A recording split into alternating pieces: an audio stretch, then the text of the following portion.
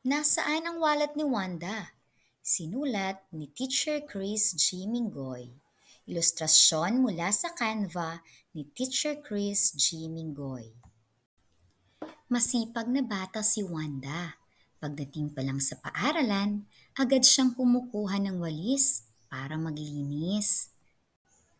Dahil nakayuko siya at abala sa paglilinis, hindi na malaya ni Wanda na nahulog na ang kanyang wallet.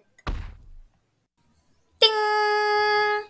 Oras na ng recess mga bata. Maaari na kayong bumili ng inyong snack sa kantin, sabi ni Teacher Wena. Nang biglang, wah, wah, wah, umiiyak si Wanda.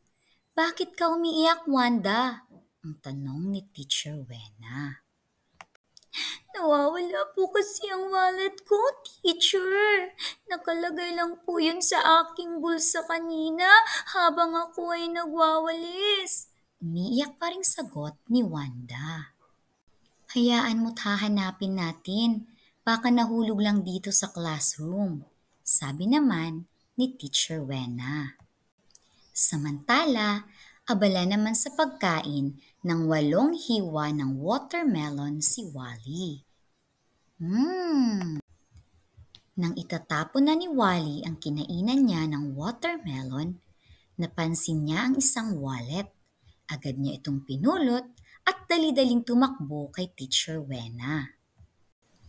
Teacher Wena, may napulot po akong isang wallet malapit sa may basurahan. Kanino po kaya ito?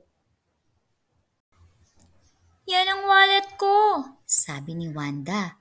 Agad namang ibinigay ni Wally ang wallet na kanyang nakita.